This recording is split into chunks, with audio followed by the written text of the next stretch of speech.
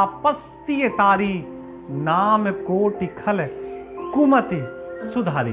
राम राम, नमस्कार, मैं हूं आचार्य कुलदीप। राम नाम की श्रृंखला में ये बालकांड का बहुत सुंदर श्लोक चौपाई है, जिसमें कहा गया कि राम ने तो एक केवल अहिल्या को तारा है, जो पत्थर की प्रतिमा थी। एक दिन कुछ इंद्र के मन में आया और सहायता किसने कर दी? चंद्रमा ने। अहिल्या को देख करके मन विस्मित हो गया इंद्र का। एक बार ऋषि अपनी पत्नी को लेकर के स्वर्ग में गए, पूजन किया वहां पर।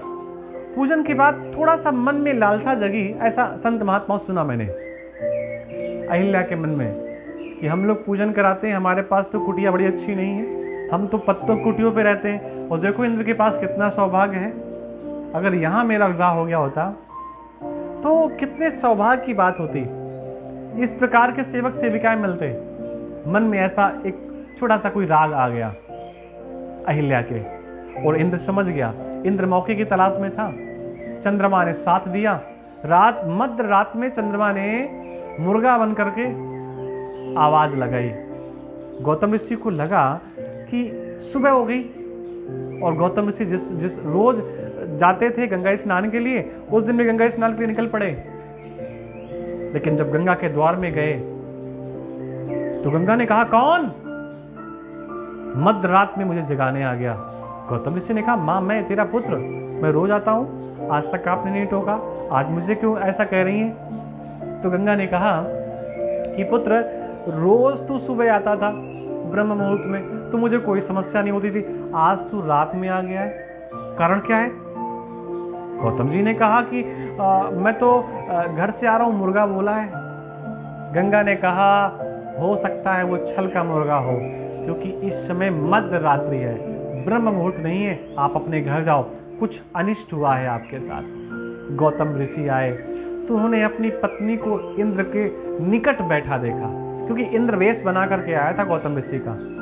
पत्नी पहचान नहीं पाई उस इंद्र को गौतम ऋषि के रूप में देख करके। गौतम ऋषि भयंकर क्रोध में आ गए। इंद्र को तो श्राप दे ही डाला, अपनी पत्नी को भी श्राप दे दिया कि पत्थर की हो जा। यहां पर पशु पंछी चींटी कीड़े मकोड़े कोई नहीं आएंगे, तू सांस लेगी और तू भले ही पत्थर की हो, तुझे जेठ की दोपहर में गर्मी लगेगी, आषाढ़ की बारिश में ठंडक लगेगी, और सर्दियों में सर्दी लगेगी। ऐसा नहीं होगा कि तू पत्थर की बन गई है तो तुझे गर्मी सर्दी का एहसास ना हो, तुझे सब चीज़ों का एहसास होगा, लेकिन तू पत्थर की बनी रहेगी। और लांछन लगा दिया।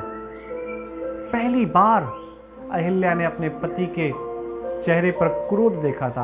अहिल्या जानती थी कि ये कभी क्रोध नहीं करते, इनका तो व्रत ही है क्रोध का, और आज अचानक क्रोध क्यों आ गया? अपने पति के चरणों पर गिर पड़ी, क्षमा मांगी, अपनी पूरी बात कही कि भगवान, मैं पहचान नहीं पाई, मुझे क्षमा करें।